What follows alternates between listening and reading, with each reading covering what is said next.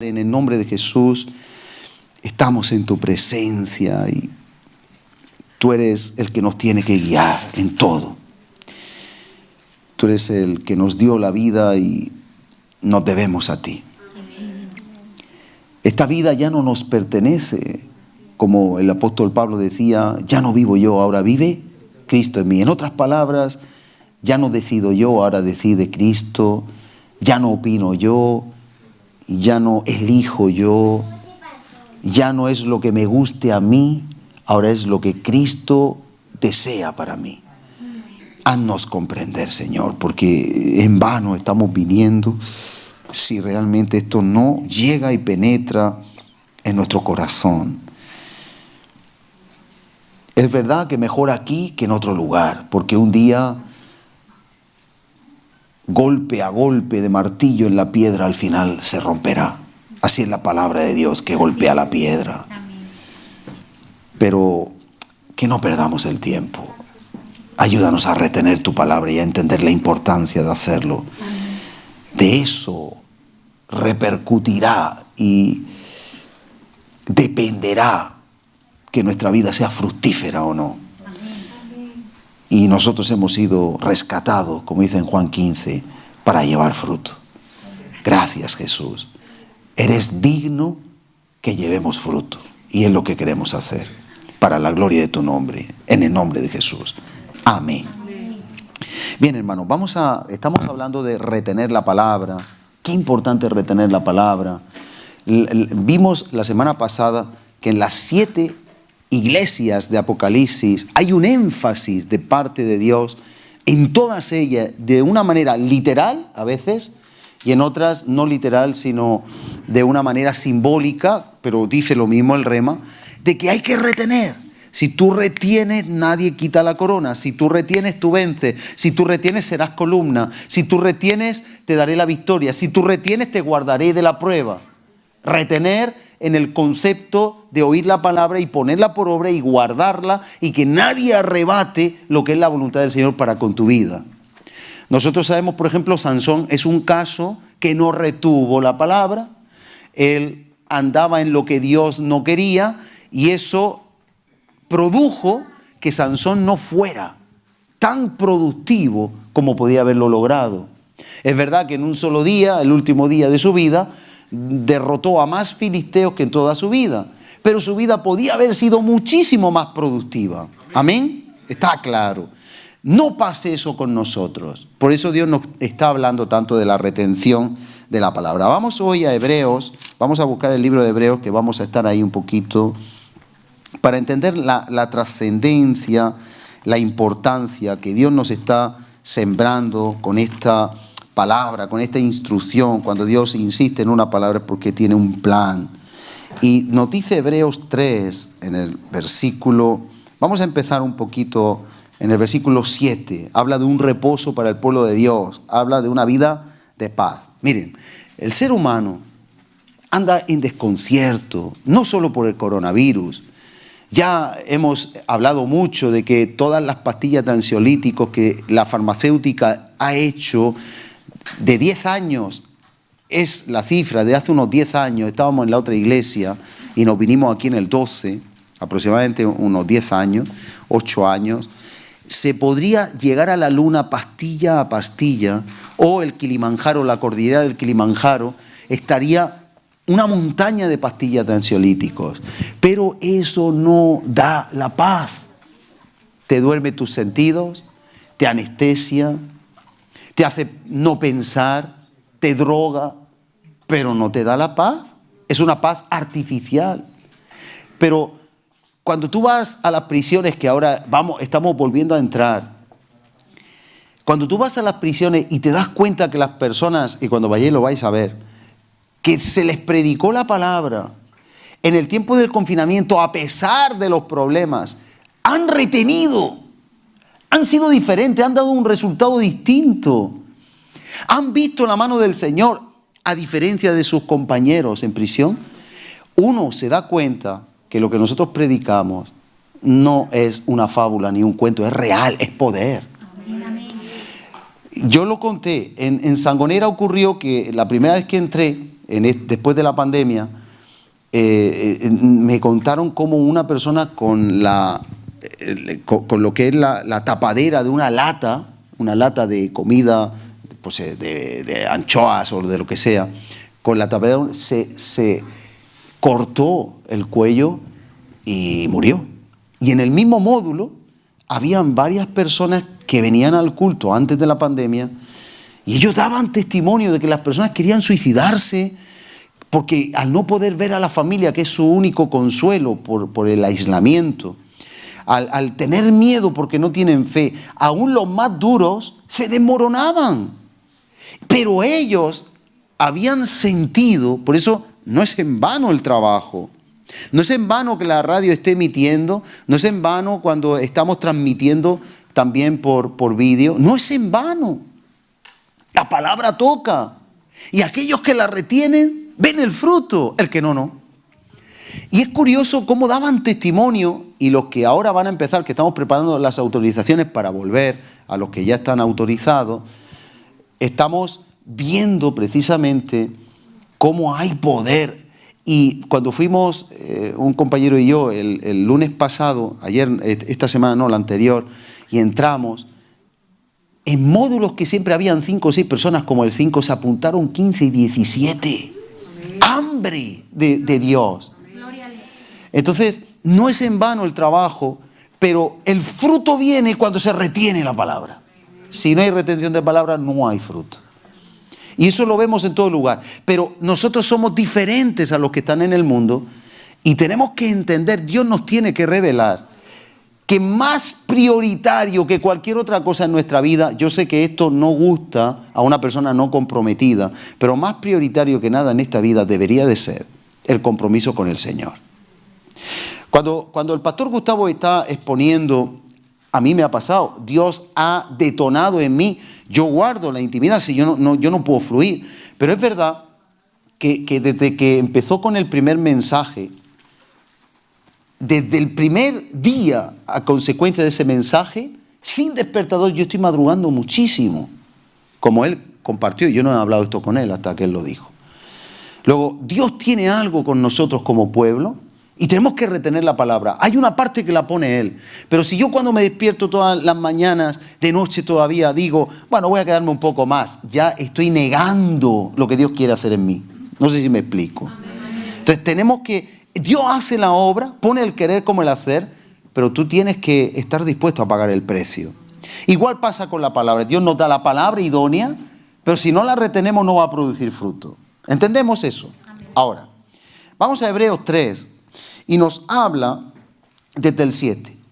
Dice así: por lo cual, como dice el Espíritu Santo, si oyereis hoy su voz, y qué importante es porque la voz de Dios la escuchamos con frecuencia. Tú abres tu Biblia, no sé si empiezas con el proverbio diario, no sé si empiezas por salmos, no sé si empiezas orando, pero Dios siempre va a poner algo en tu corazón, siempre va a poner algo.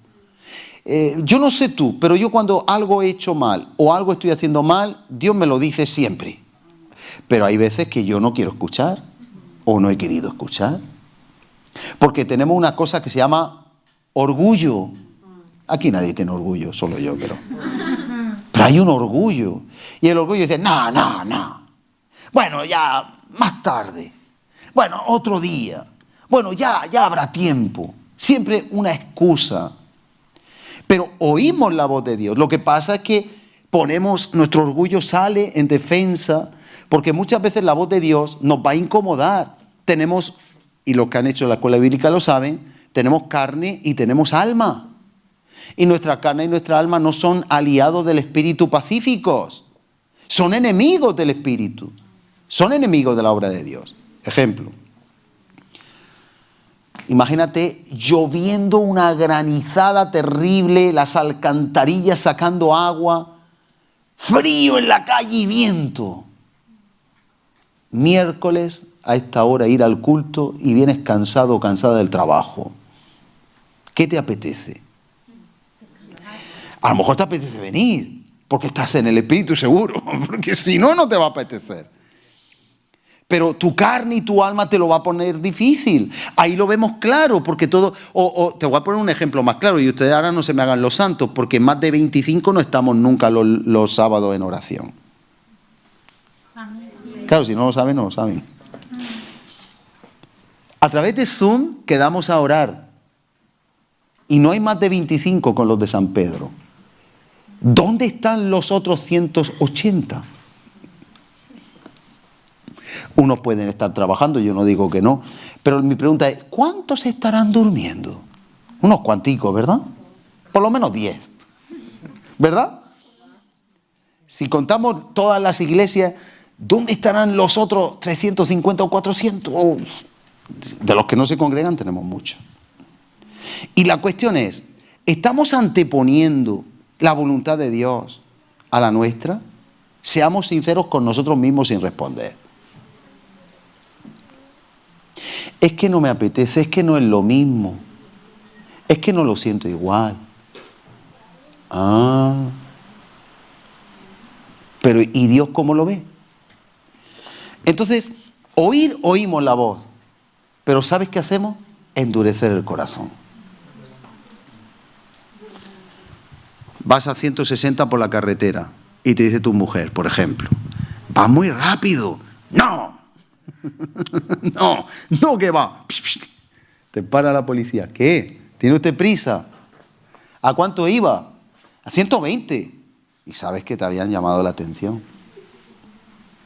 Eso se llama endurecer el corazón. Ese es el orgullo, la prepotencia, la altanería, el egoísmo que hay dentro de nosotros, que no queremos que nadie nos corrija, aunque sea por nuestro bien. ¿Tú sabes cuántas veces nos corrigen por nuestro bien?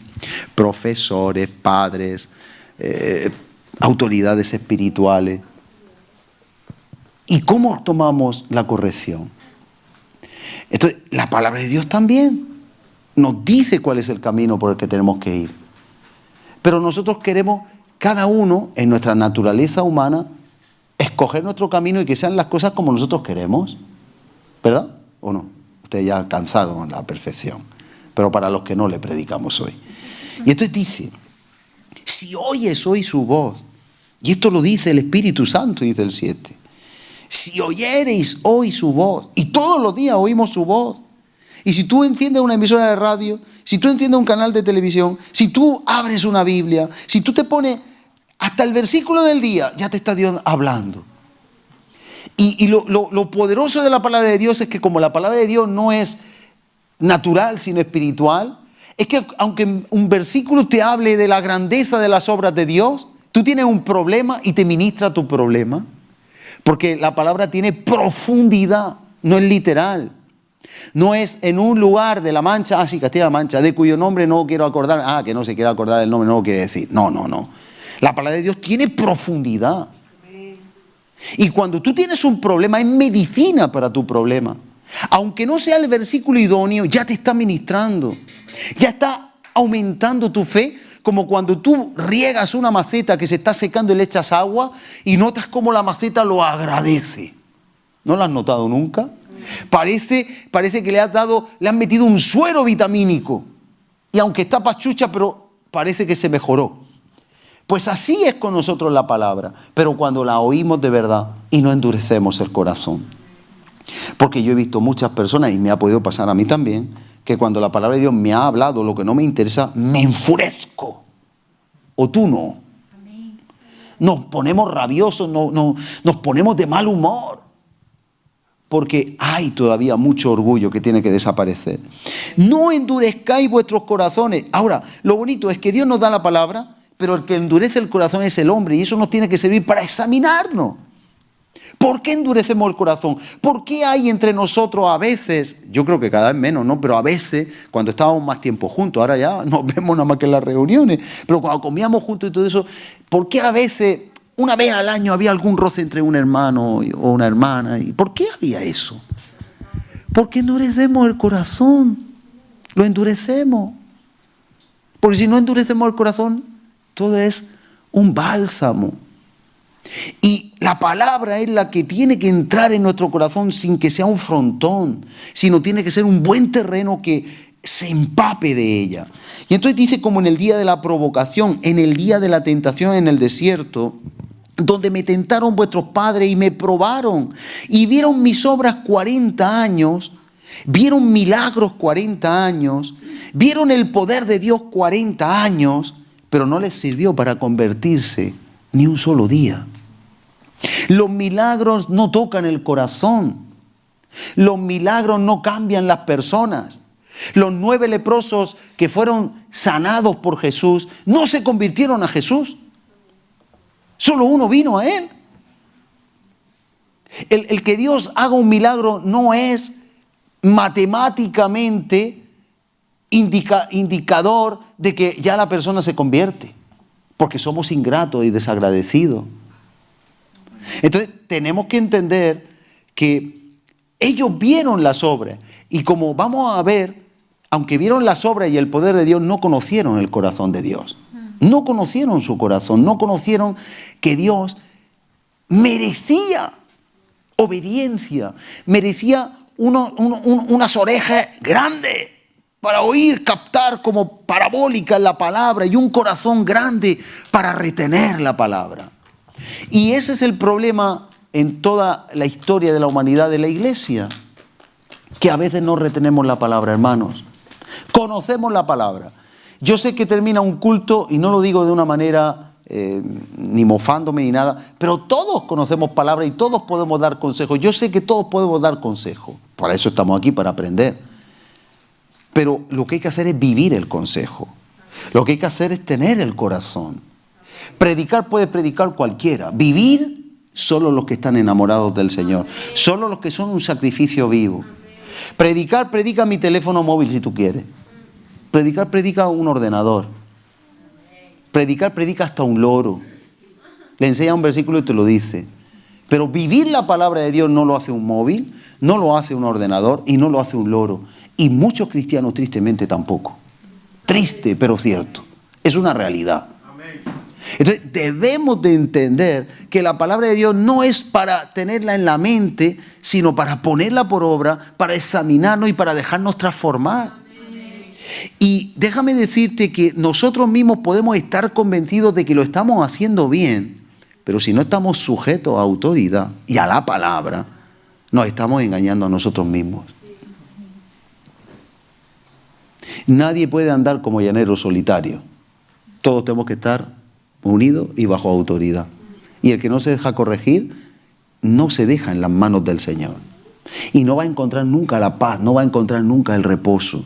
Por lo tanto, nosotros tenemos que oír la palabra y no endurecer el corazón, porque ellos viendo todos los 40 años, todas las obras de Dios, sin embargo dice que hicieron a Dios disgustar. En el versículo 10, a causa de lo cual, esto es grave, me disgusté contra esa generación. ¿Tú quieres tener a Dios disgustado? A Dios hay que tenerlo contento. ¿Por qué? Porque nos va a destruir. No, porque Él lo ha dado todo por nosotros, hermanos. Él dio a Jesús, Él lo entregó por amor a ti. Él lo derramó, lo sacrificó. Él entregó, no escatimó nada. Y nosotros vamos a estar ahora poniéndole excusas a Él. Somos de Él. Ya no vivimos nosotros, ahora vive Él. Entonces dice que Dios se disgustó. Yo no quiero tener a Dios disgustado, pero no porque me venga mal, sino porque ¿cómo yo voy a hacer disgustar a la persona que más, para entendernos, ¿vale? Que más, al ser que más me ama, al ser que me perdona, al ser que necesito, al ser que clamo cada día, al ser que cuando tengo un problema y cuando no tengo un problema estoy dependiendo de Él. Al ser que me saca de los agobios, de los atolladeros, al ser que me da la vida, ¿cómo yo voy a estar disgustándolo? Muchos de vosotros, sobre todo en Latinoamérica todavía, se respeta mucho al padre y a la madre, ¿verdad? Aquí eso ha cambiado mucho, aunque se supone que en la iglesia eso tiene que estar funcionando. Pero vosotros sabéis que hay personas que no harían nada para desagradar al padre o a la madre. Uno prefiere hasta perder, ¿verdad? ¿Y cuánto más al Padre de los cielos? Como nos dicen Hebreos, si nos disciplinaban nuestros padres y lo hacían como ellos creían, y a veces no lo hacían bien, pero era por nuestro bien, y los venerábamos ¿Cuánto más debemos de venerar? ¿Cuánto más debemos de agradecer la corrección de Dios? Y sin embargo, Dios nos corrige y cerramos el corazón. Y yo te voy a decir algo. No lo digo por los que estáis aquí, de verdad, lo digo en serio. No lo digo, pero muchas personas a veces me han dicho: pastor, si usted ve que yo me desvío, dígamelo. Y yo te digo que hay hoy día que andar con pies de plomo para decirle a una persona que no va bien o que no está haciendo algo bien. Te lo digo con conocimiento de causa. Lo más fácil es que se vaya de la iglesia, ya de entrada. Eso es lo más fácil. Cuando tú quieres dar un consejo para alguien, que es para su bien, que es para su futuro, que es para que le salgan las cosas como espera, para que sea un instrumento en las manos del Señor, el primer pensamiento que le viene a la persona es: me están rechazando, no me valoran, porque hay una atmósfera espiritual violenta hoy día. Porque el enemigo, a través de nuestra carne, nuestra alma y el poder espiritual que el enemigo influye y contamina la atmósfera, si una persona no está bien conectada a Dios, y el primer paso es conectarte a Dios, como quería decir antes y se me olvidó, y Gustavo lo está tratando, pero el segundo paso no es que tú te pases el día entero en la presencia de Dios, el segundo paso es que tú andes en la voluntad de Dios y seas fructífero y fructífera para Dios. Y que tú puedas hacer las obras que Dios preparó de antemano para que tú andes en ellas. Amén. O sea, la comunión es fundamental, es el inicio. Tú para beber una botella de zumo tienes que abrirla. Primero hay que abrir la botella, si no, no puedes beber. Pero después hay que bebérsela, hay que echarla en un vaso y hay que beber. Tú no puedes servir, servicio sin comunión trae turbación, pero la comunión no queda donde se está explicando. Ese es el primer paso. Pero de ahí tienen que salir siervos y siervas de Dios que hacen la voluntad de Dios y el plan de Dios. No se trata de vivir una vida, wow, yo ya voy en las nubes, ya lo tengo todo. No, ahora la iglesia te necesita. Ahora la iglesia tiene que aprovecharse de ti. Ahora tú tienes que ser un ejemplo a los demás.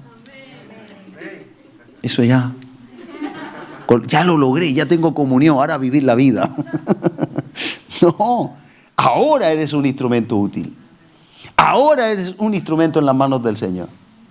Ahora ya afilaste, ya eres un bisturí bien afilado que el cirujano puede coger y puede abrir y quitar el tumor. Porque si no tienes filo, si no hay comunión, no podemos ir para ningún sitio. No somos un instrumento útil. Entonces, continuamos. Y dice: por tanto, ellos, me disgusté contra ellos, dice el 10, y dije: siempre andan vagando en su corazón. ¿Qué quiere decir? Que siempre están vacilando, que siempre están, ahora sí, ahora me entrego, ahora no me entrego, inconstante, no decidido. Siempre están, bueno, es que esto cuesta mucho, o un día me consagro, otro día me desconsagro, es que no valgo, es que Dios... No, hay que determinar vivir para Dios. Y eso es una decisión que uno tiene que tomar. Esto es como cuando yo estaba en el mundo y yo fumaba muchísimo y decía: dejo de fumar. Bueno, y lo he pasado muy mal hoy fumo, ya dejaré. No, hay que decidirlo. Dios te va a dar la fuerza, pero hay que decidirlo. Y entonces continúa diciendo que andan vagando, andan en dos pensamientos, como le dijo Elías al pueblo de Israel, que por qué estaban vacilando entre dos pensamientos. Si Jehová es Dios, seguidle, pero si no, seguid a los Baales. No pueden estar columpiándose ahora en el mundo, ahora las cosas de Dios, ahora las cosas de la iglesia, ahora los amigos. No. Uno tiene que determinarse. Uno tiene que tomar una decisión.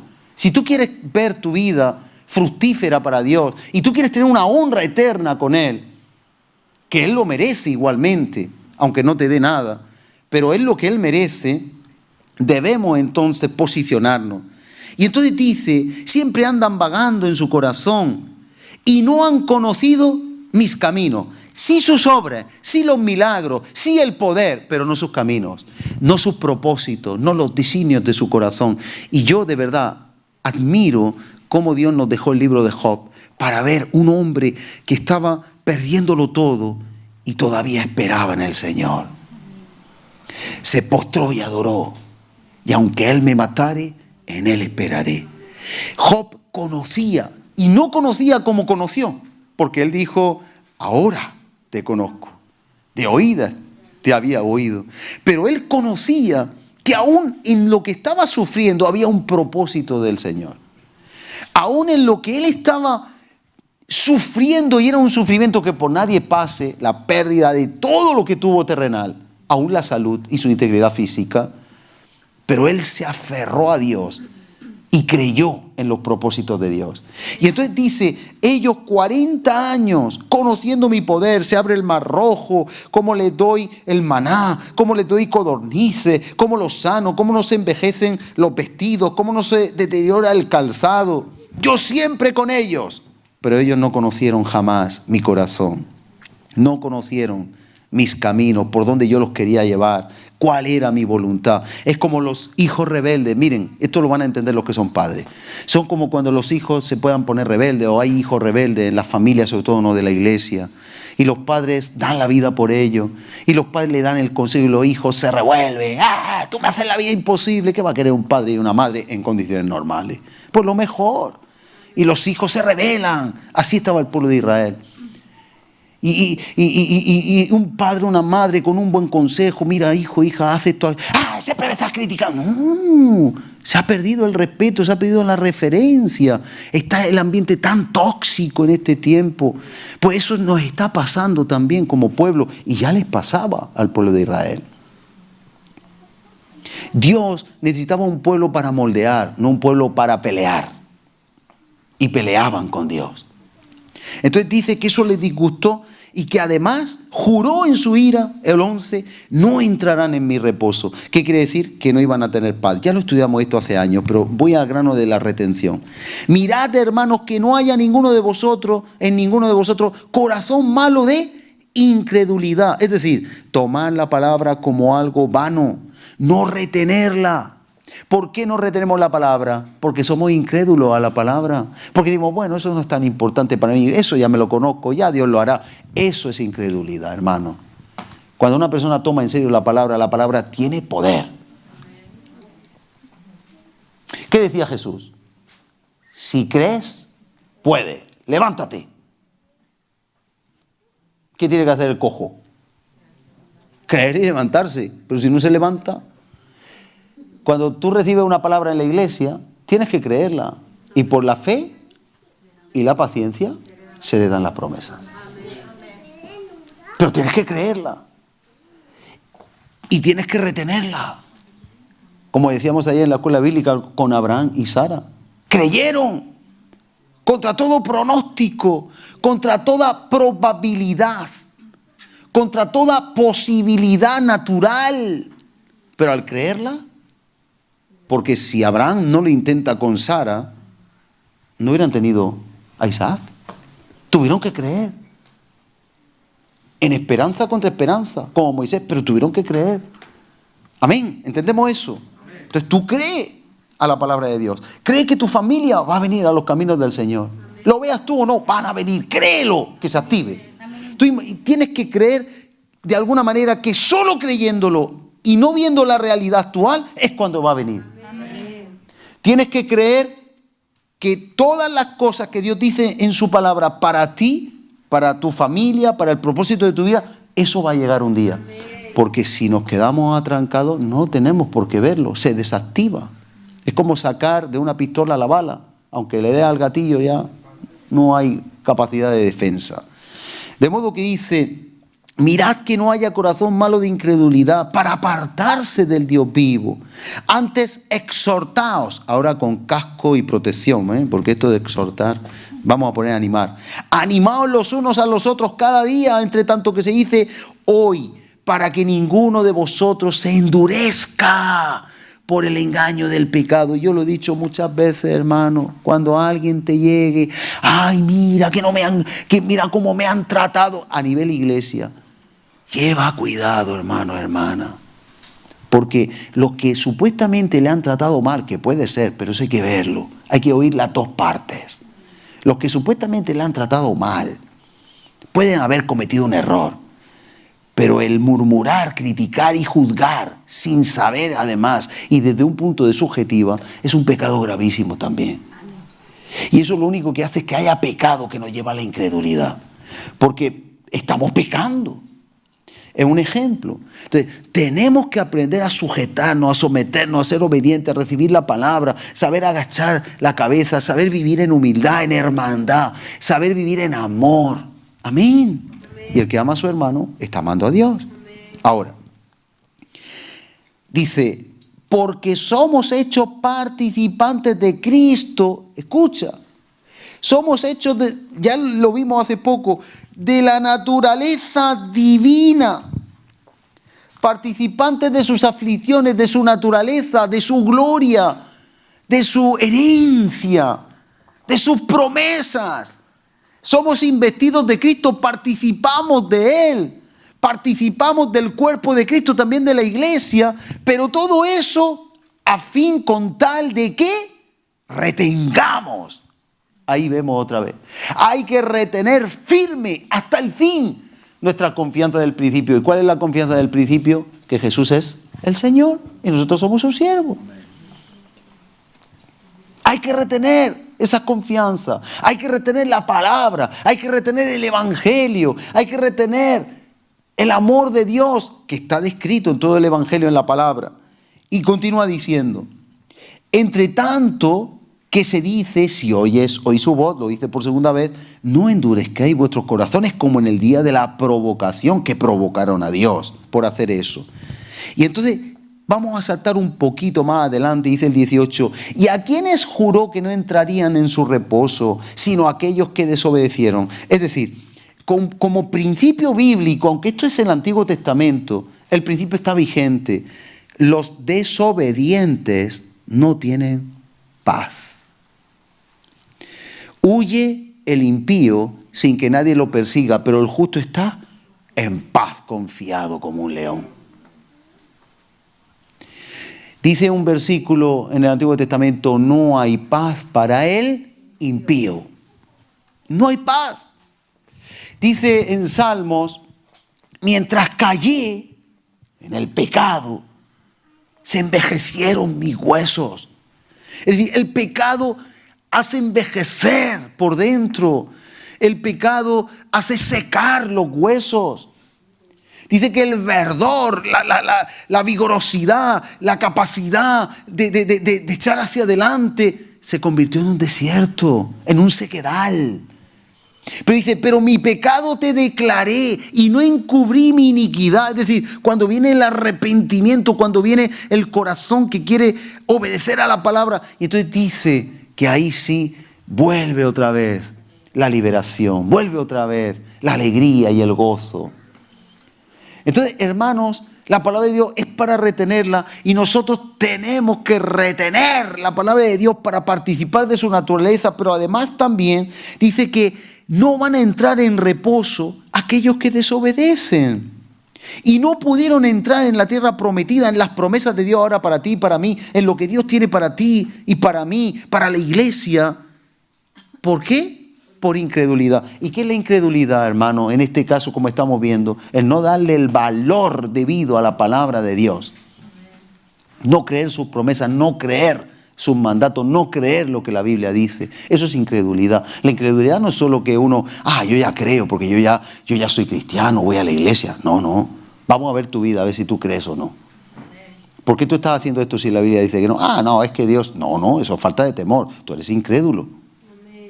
Es verdad que conoces intelectualmente la palabra, pero si tú no tratas bien a tu esposa, permíteme, tú eres un incrédulo. Peor que un incrédulo. Si tú no haces lo que la Biblia dice en cualquier punto, tú no me das testimonio de que tú vives la palabra del Señor. Entonces tienes en poco la palabra, dejas caer en tierra la palabra. La esposa también tiene que respetar a su marido y tiene que buscar la unidad. Siempre en lo que sea del Señor debe escuchar también al esposo, en las locuras carnales no. Entonces, son muchos mandatos para todos. Pongo solo un ejemplo. Y continúa. Temamos pues, el capítulo 4, mira, temamos pues, no sea que permaneciendo aún la promesa, es decir, que no va a haber reposo para el desobediente, que no va a haber paz, que vamos a estar en ansiedad, en estrés, en insomnio, que vamos a estar desatinados, desenfocados, que no nos va a venir lo que esperamos porque no estamos andando en su voluntad y el poder de Dios no se puede manifestar así en nuestra vida. Entonces nos dice que permaneciendo esa promesa, ahora en el nuevo pacto, llevemos cuidado porque no vamos a alcanzar el reposo. Porque también a nosotros se nos ha anunciado la buena nueva como a ellos. Y a ellos no les aprovechó el oír la palabra. No la retuvieron, no les aprovechó. No pudieron sacarle fruto a las promesas. No les aprovechó oír la palabra por no ir acompañada de fe. No le dieron el valor. Pero los que hemos creído entramos en el reposo de la manera que dijo, por tanto juré en mi ira que no entrarán en mi reposo. Ahora, nosotros sí retenemos, por eso ahora dice el 6, mira, dice, por lo tanto, puesto que falta que algunos entren en ese reposo y aquellos a quienes primero se les anunció la buena nueva no entraron por causa de desobediencia, y ahora dice, otra vez determina un día y sigue otra vez. Hoy diciendo, después de tanto tiempo, 3 veces ahora la tercera, si oyereis hoy su voz. En otras palabras está diciendo, mira, esto es del antiguo pacto, esto es del pueblo hebreo, esto pasó en el desierto, esto es algo que es histórico, pero ahora lo digo para el nuevo pacto. Si esto fue con ellos, también es con nosotros. Y dice, lo digo una vez más, que es la tercera ya, por testimonio de 2, por 2 veces ya es suficiente, pero una tercera más. Y ahí vemos que se verá la perfección divina de la Trinidad, una por cada uno. Es un decir. Y dice, si oyereis hoy su voz, no endurezcáis vuestros corazones. Y pone ahí unos ejemplos. Y dice el 9, por tanto queda un reposo para el pueblo de Dios. Yo le doy gloria a Dios, yo le he visto eso en prisión, yo lo he visto en nosotros. Yo he visto con qué gozo y alegría hemos estado sirviendo cuando todo estaba confinado en el banco de alimentos aquí. Y cómo, si ahora nos confinan, seguirá pasando. Y personas perdiendo el trabajo, pero con fe en el Señor. Y con incertidumbre, pero la fe nos sostuvo. Porque nosotros no dependemos de lo que pasa en el mundo, sino de nuestro Señor Jesucristo. Somos sus siervos y le servimos. Amén. Y entonces nos dice, queda un reposo para el pueblo de Dios. Qué hermoso. Hay un reposo, hay un estilo de vida diferente, mi hermano, mi hermana. Hay paz para el que ama a Dios. No hay paz para el impío, pero hay paz para el que ama a Dios. Y entonces nos anima ahora. Dice, porque el que ha entrado en su reposo también ha reposado de sus obras como Dios de las suyas. Procuremos pues, esto hay que procurarlo, hay que buscarlo, entrar en aquel reposo. Y ahora nos habla de la palabra de Dios que es viva y eficaz. Es decir, la palabra tiene todo el poder. No voy a eso porque si no, no acabo. La palabra es viva, eficaz, entra hasta lo más profundo, parte, distingue entre las emociones, lo que es personal, lo que es de Dios. Necesitamos la palabra y retenerla porque eso va a hacer limpieza en nuestro interior. Pero sigue diciendo ahora el 14, por tanto, teniendo un gran sumo sacerdote que traspasó los cielos, primero Jesús bajó, pero después subió. Se hizo hombre, pero resucitó. Él está en los cielos, pero Él fue primicia. Nosotros vamos a seguir su suerte. Hemos venido, pero vamos a subir. Estamos aquí, como Él estuvo, pero volveremos con Él. Él se fue a preparar morada para nosotros. Y dice, por tanto, teniendo un gran sumo sacerdote que traspasó los cielos, es decir, que la muerte no lo pudo retener. Aleluya. Igual que a Él no le pudo retener, a ti y a mí tampoco nos va a retener. Eso es nuestra esperanza, hermano. Mira, yo lo digo por mí, yo no voy a dejar mi carrera de abogacía y todo lo que yo tenía. ¿Para qué? Si esto no es verdad, si yo no lo creo. ¿Para qué? ¿Por qué? Y como alguien dijo, si esto fuera mentira, habría que inventarlo. Porque ¿quién cambia vidas sino Jesús? ¿Quién trae paz en la tormenta sino Él? ¿Quién restaura lo que ya no vale sino Él? El ser humano cuando ve a una persona desafiada, ya no hay solución, a la cárcel o al psiquiátrico. Y llega Jesús y lo hace bello y hermoso, hermosa. ¿Qué pasó con el Gadareno? Ya no sabían ni con qué atarle, aún las cadenas las rompía. Llegó Jesús y eso es lo que hizo con nosotros también, ¿verdad? nos vistió, nos ordenó, sentado a sus pies y en juicio cabal. Una persona que andaba desnuda, que lastimaba a los demás, se lastimaba a sí mismo, moraba en los cementerios, en los sepulcros, era una persona violenta, no lo podían sujetar, rompía las cadenas con lo que le sujetaban, pero a los pies de Jesús hubo una transformación. De modo, hermanos, que tenemos ese privilegio, ese es nuestro Dios. Y dice, por tanto, teniendo un gran sumo sacerdote que traspasó el cielo, que es real, que vino primero pero resucitó después, que ha roto no la barrera del sonido, sino la barrera de lo imposible, retengamos nuestra profesión. ¿A qué se refiere con profesión? Nuestra fe, la palabra que se nos ha dado. La importancia de la palabra que hemos recibido. En otras versiones habla de nuestra fe, nuestra convicción. Retengamos nuestra fe. En otras versiones dice no dejar de confiar en Él o seguir confiando en Él. En otras palabras, para acabar, Dios nos da palabra de sobra. ¡Cuánta palabra, Dios mío! ¡Cuánta palabra! Es increíble la cantidad de palabras que nos ha traído por años. Es increíble la cantidad de palabras que hay aquí, más la interpretación que Dios te va a ir dando sobre ella. Es increíble, es inagotable, son pozos inagotables. Pero lo que hacemos con la palabra es lo que disgusta al Señor o alegra al Señor. Es lo que hace que nosotros participemos de su naturaleza divina y nos tome como su cuerpo. Y tú si eres... Mira, muchos dicen, ¿he nacido de nuevo o no he nacido de nuevo? Y andan buscando pistas con la lupa. ¿Tú quieres saber si tú participas de la naturaleza divina? ¿Qué hemos visto? Fe en sus promesas. No endureces el corazón. Hermano, cuando nos salga cada uno de nosotros o nosotras, las que estáis aquí, cuando nos salga la carne, acuérdate que tú tienes que participar. Si hay espíritu de vida en ti, si has nacido de nuevo, tienes que participar de la naturaleza divina. La palabra tiene que venir a ti, y si realmente tú tienes fe en la palabra, no puede salir ni el indio, ni el macho ibérico, ni el chino chunchú. No, tiene que salir el espíritu de Cristo, del Cordero.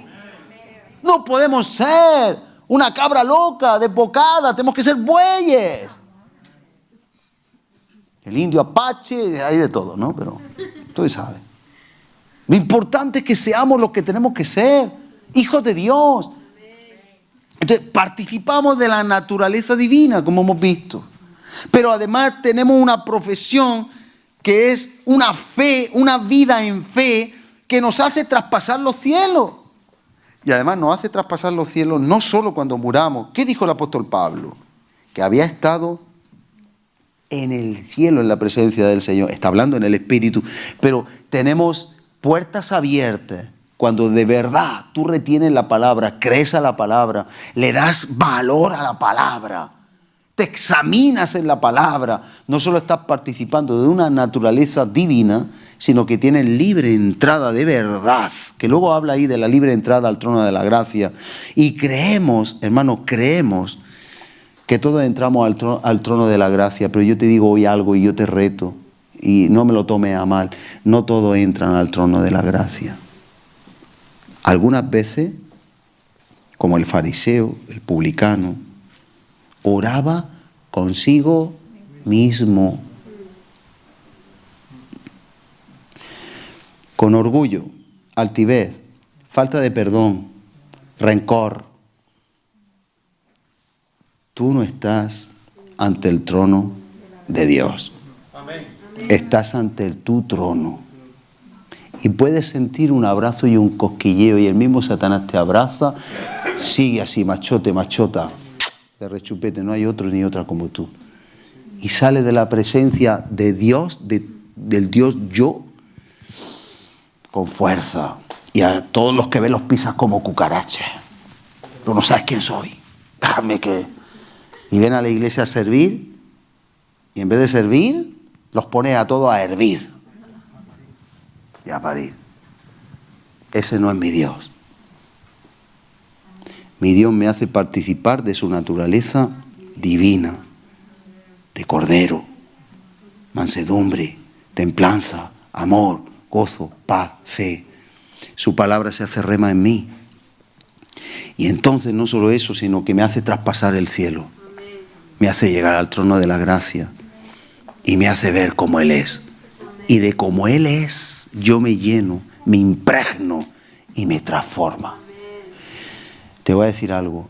Lo que más me pesa a mí en la balanza de un hombre o una mujer maduros es el carácter. Cuando se prueba. A mí los dones no me impresionan, pero el carácter sí. Cuando a una persona se le aprieta, se le pone a prueba, persevera, hay amor, hay gozo, hay fe, ahí hay madera, ahí hay madurez. Porque esa persona traspasa el cielo, no se queda con lo terrenal, no se queda como el gusano en la tierra, vuela a las alturas, hay una transformación. El espíritu puede más que la carne. Y Dios quiere hacerte participar de la naturaleza divina, pero ¿cómo? Reteniendo tu profesión, la palabra, llevarla a cabo, vivirla, creerla, ponerla por obra, es fundamental. Y para eso también hay que leerla y escudriñarla. Amén. Vamos a ponernos en pie. Señor, tú nos hablas. Ya llevamos varias sesiones, solo tú sabes por qué. Porque seguro que como tu pueblo en el desierto, tú tenías una misión para ellos, tú querías llevarlos a la tierra prometida, esa tierra prometida de la que iba a fluir leche y miel, y solo se hallaron, de tantos miles solo se hallaron Josué y Caleb. Ellos eran de un espíritu diferente, pero hoy nosotros nos ponemos de acuerdo, intercedemos primeramente por esta iglesia donde nos has plantado y te pedimos que nos des un espíritu diferente como a Josué, como a Caleb. Oh Padre, levantamos nuestra oración intercesora de guerra, te pedimos que sea desarticulada toda maniobra del diablo, del enemigo, rompemos toda maquinación diabólica, rompemos toda ceguera espiritual, abre los ojos del entendimiento, quita las tinieblas, quita esos corazones entenebrecidos, que resplandezca la luz de la gloria de Cristo. Abre, Señor, despierta a los que duermen espiritualmente, levanta un ejército. Tú nos quieres profesando esa profesión de fe, tú nos quieres, Señor, participando de la naturaleza divina, tú nos quieres creyendo a tu palabra, creyendo a tu poder, tú nos quieres despertar del letargo, de la comodidad, del confort, tú nos quieres comprometer. No hay nada más hermoso que vivirte a ti, que consagrarnos a ti y que vivir para servir a nuestros hermanos. Levanta a esos Josué, a esos Caleb, a esas Esther, a esas, Señor, a esas Rahab. Levanta a esos hombres y mujeres, a esas Marías, a esos José.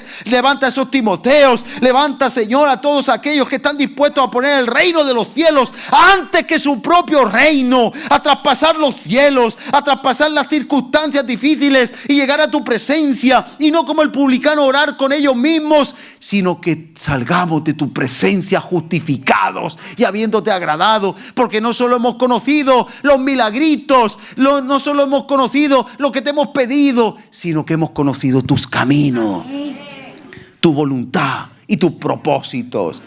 Levanta ese pueblo, no solo con nosotros, Señor, lo hacemos extensible a todos los que nos hayan seguido, a todos los que hayan visto o de alguna manera oído este mensaje. Lo hacemos extensible a todos nuestros hermanos en todas las iglesias de la región, a todas las iglesias de la nación, a todas las iglesias del mundo entero. Levanta, Señor, ese ejército que tiene que manifestarse, porque todavía, Señor, todavía tú no has venido, y hasta que tú no vengas hemos de luchar con todas nuestras fuerzas y ser hombres y mujeres valientes y esforzados para darte la gloria. Despídenos en tu paz y en tu bendición y llévanos a nuestros hogares totalmente, Señor, estimulados y retados a empezar a valorar tu palabra y a dejarnos transformar en nuestra naturaleza, en el nombre de Jesús. Amén y amén. Dios te bendiga en el nombre de Jesús. Amén.